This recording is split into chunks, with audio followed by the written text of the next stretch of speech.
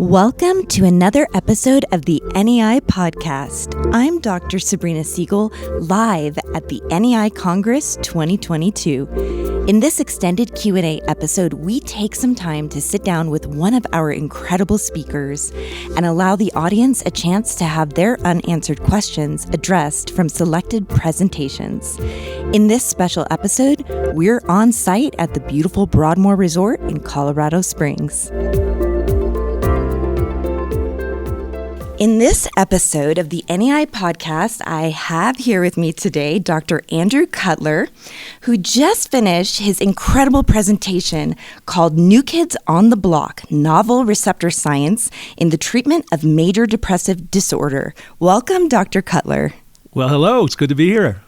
I'm so excited because in this episode, we get to give the audience a chance to get some of their unanswered questions addressed. As you know, while you're speaking, people are entering questions into our app, and you don't always have time to answer those. So now we get to give some people a chance to get those questions answered. Yeah, I'm so excited because I love answering these questions, and it's the most important thing. Yes. We are able to interact and answer folks' questions. And sometimes this is much more interesting than my talk.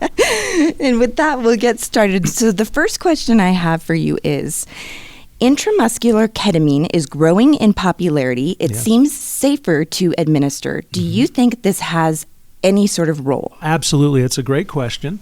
Ketamine has to be given parenterally. Now, that doesn't necessarily mean only IV. It can be given IM. It can be given actually subcutaneously. It can be given sublingually. Some people have even formulated intranasal racemic ketamine. Of course, none of those forms are FDA approved. It's important to realize the only FDA approved form is the intranasal S-ketamine that is approved for treatment-resistant depression in conjunction with an oral antidepressant. However, all of these other forms of ketamine are certainly viable and potentially effective, and people have used compounding pharmacies and things to compound.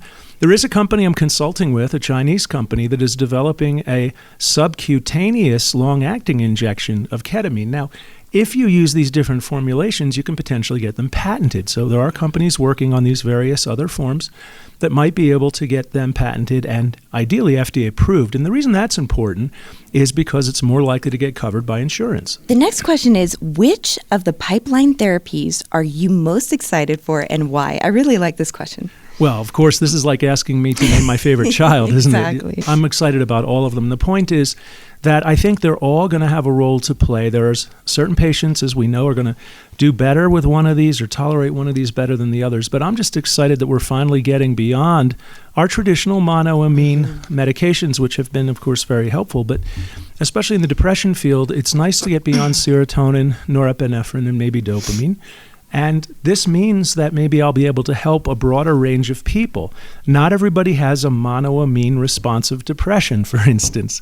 Also, even if the medicine works, it's not always completely effective in getting people fully into remission or fully back to normal. So perhaps it'll help more people, and perhaps it'll help some people who are only getting partial benefit to get full benefit. So I have to tell you, I'm very excited. I can just name a couple of quick things. I'm very excited about the glutamate modulators, and there's several. There's one that is called REL 1017 or S-methadone. It's one of the isomers of methadone. Turns out one isomer of methadone has all the mu-opioid agonism, but the other one has very little mu-opioid agonism. It's basically an NMDA antagonist, so it'd be like an oral form of ketamine. I'm very excited about zuranolone that I've done a lot of work with, the positive allosteric modulator of GABA A receptors. The psychedelics, frankly, are very exciting. They've certainly generated a lot of buzz, a lot of hype. You know, we'll have to see how it shakes with those, but I think eventually we'll have a role for those in our clinics. What I'm wondering, though, is if the psychedelic experience is actually required for their efficacy, because there are some second-generation psychedelics being developed that through a very interesting process called biased agonism, which changes the intracellular signaling, they seem to be effective for depression without causing the psychedelic experience. This next question is a great question. How would you cross-taper from fluoxetine to dextromethorphan bupropion? Oh, that is a really good question because, you know, whenever people ask me about switching, I always say, you've got to think about the properties of the medicine you're switching from and the one you're switching to. And when I say properties, I mean the pharmacokinetics, Right. which includes things like the half-life, how's the drug metabolized, and also the pharmacodynamics, meaning the receptor binding profile or the mechanism of action. So let's analyze this in this case. Fluoxetine, first of all, has an extremely long half-life. So what that means is that I can pretty much stop it and it will auto-taper. The blood level will gradually decrease on its own. So I think I'm probably going to stop the fluoxetine, either immediately or very quickly, taper it down. Now, what am I worried about overlapping here as far as the receptors? Well, it turns out dextromethorphan is a pretty potent serotonin reuptake inhibitor. There's actually a warning in the package insert for serotonin syndrome. So clearly I'm going to be a little concerned about overlapping too high a blood level of fluoxetine with this medicine. Right. So I am probably going to stop the fluoxetine, wait about a week, start the dextromethorphan bupropion, AXS-05 is the generic name, if you will, and maybe I'll start that 1 pill a day for a week. The way it's recommended now is 1 pill a day for 3 days and then go up to 2 pills a day. I'll probably slow that down a little bit. So I'm doing a gradual cross taper, and then I'll go up to the 2 pills a day, the full therapeutic dose. So I hope that not only the specifics of what I'm saying and how to do this here, but also the concepts and the principles I'm talking about will be helpful to you. So you want to worry about the overlap of the receptors. Let's say I'm switching from one drug with a lot of antihistamine or anticholinergic effect. Well, if the drug I'm switching to has no antihistamine or no anticholinergic, I better taper that drug down slowly, because if you stop those drugs too fast, you can get a bad rebound withdrawal phenomenon. However, if I'm switching from one antihistamine, anticholinergic drug to another that has those properties, well, then I'm going to be able to come down faster off the first one, maybe, and start the other one. I always worry about additive sedating properties. If 2 drugs are sedating, be careful about fully overlapping those. So I hope these concepts and principles have been helpful in thinking about how to switch from one drug to the other. Part of the problem is, we don't have a lot of controlled data on how to do this, on how to switch from one drug to the other. Our friend Jonathan Meyer yesterday gave a fantastic talk on switching between various antipsychotics. So maybe you get a chance to check that one out. And my good friend Les Citrome and I have given talks on this topic as well. Yeah. Can you share with us what you tell patients about microdosing hallucinogens instead of or with medications? Yeah, no, that's become definitely a more popular thing these days. It's rivaling what about cannabis, really. I have to be honest, I don't have a lot of experience. I certainly don't prescribe microdosing of psychedelics to anybody. I'm open-minded about psychedelics. But what I would say is I really like to do one thing at a time.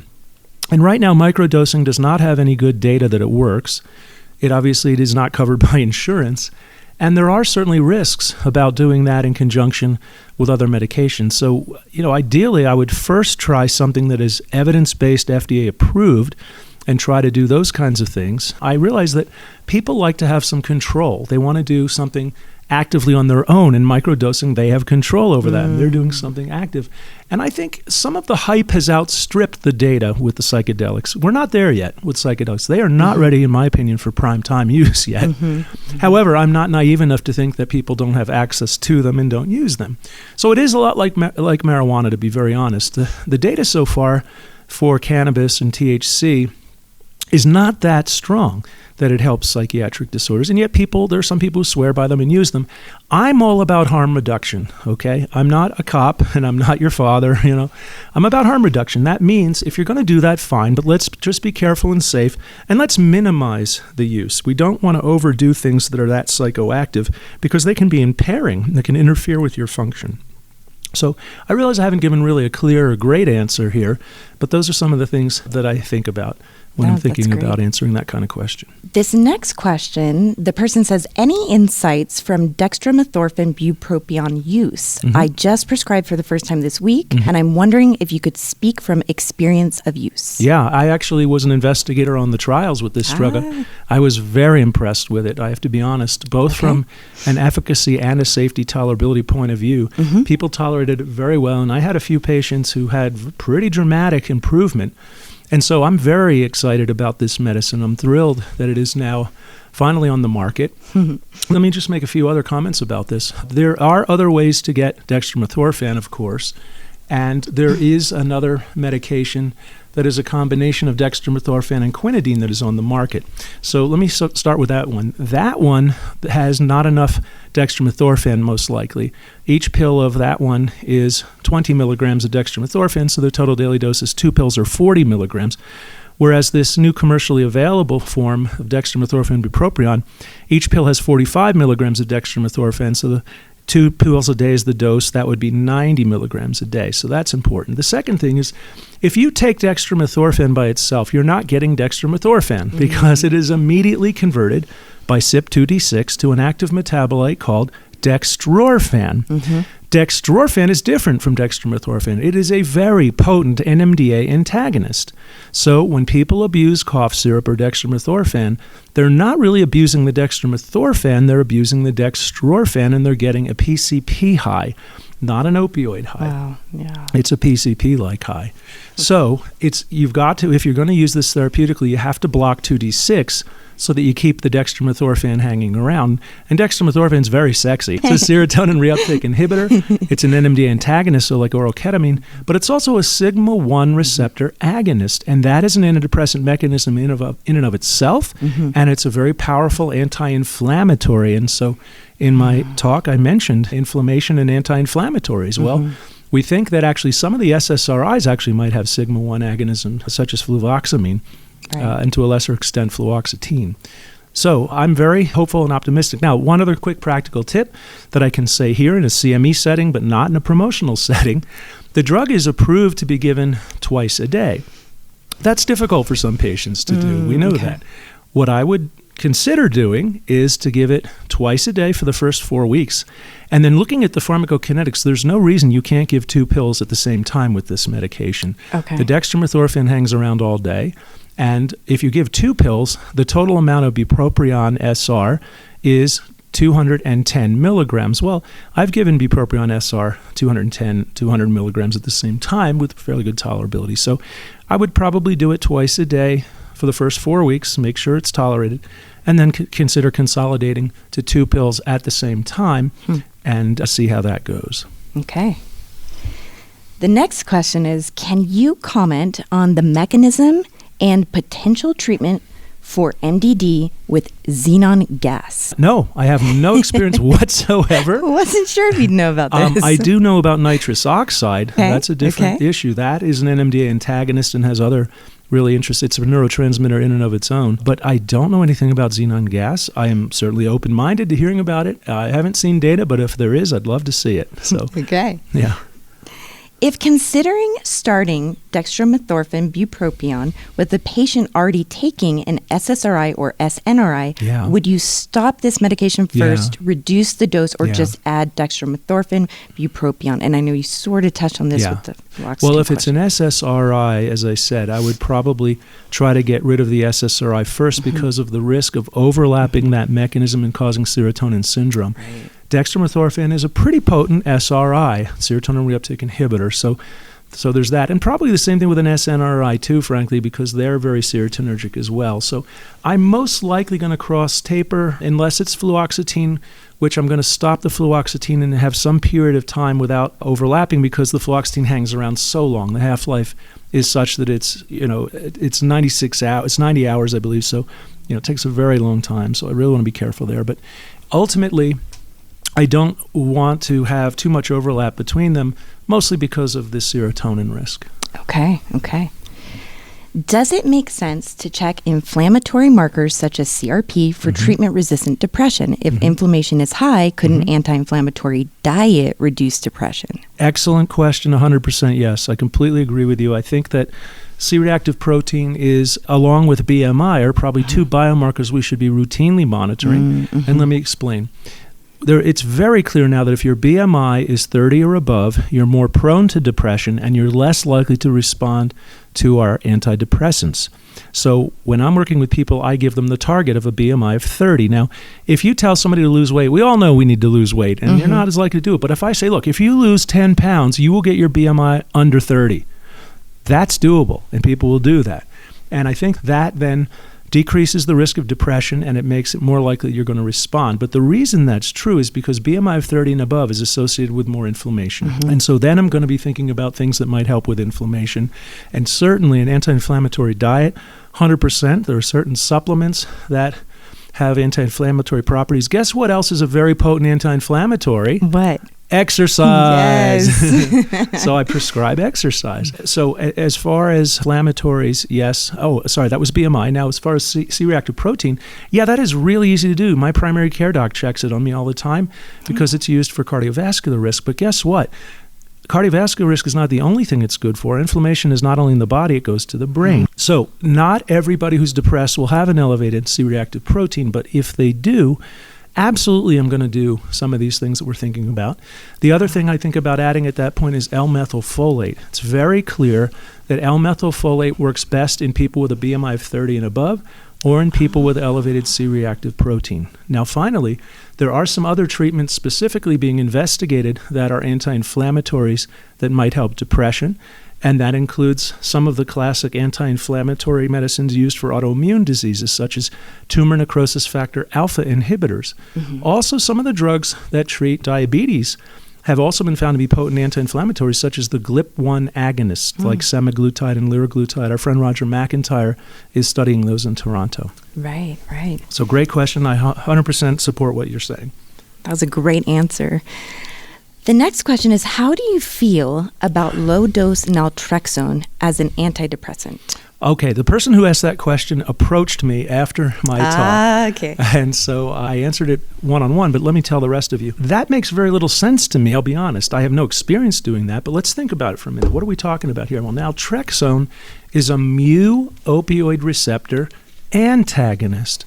It turns out there's a lot of literature on the antidepressant effects of mu agonists, such as buprenorphine, which clearly in my mind is an antidepressant. The problem, of course, is the risk of addiction. Now, naltrexone's the opposite. So blocking a mu receptor in no way should help depression, but naltrexone probably also has a little bit of kappa opioid antagonism, and that, my friends, is an antidepressant mechanism. As a matter of fact, there are at least 2 kappa antagonist drugs in development right now for depression. One of them is a J&J drug, and it's called aticaprant. I hope I'm saying that right. They reported out a positive phase 2 study recently. The other's from a company called Neumora, and their phase 2 study is going to be reading out either later this year or early next year. So very exciting time.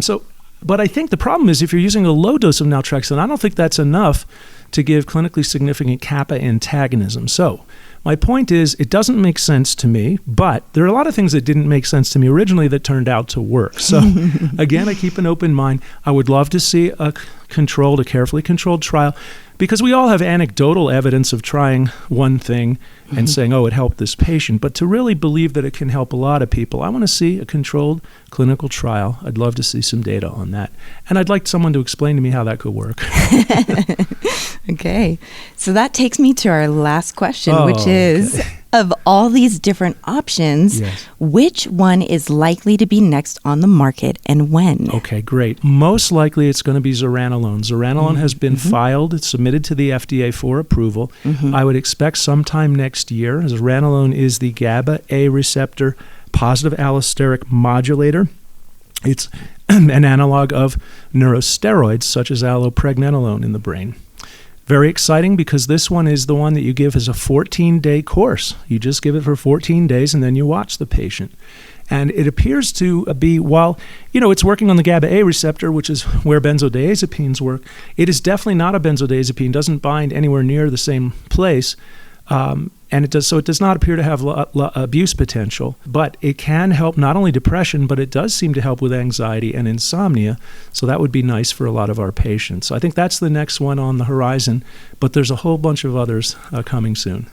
Well, that's so exciting. Thank you so much, Dr. Cutler, for joining us on this episode. Thank you all for listening, and thanks for tuning into our show. Thanks so much, and thanks everybody for being so engaged with NEI. We just love hearing your questions. Yes. Thank you so much for joining us for another episode of the NEI podcast. Please let us know what you'd like to hear more about by leaving a review. Don't miss another episode. Subscribe today.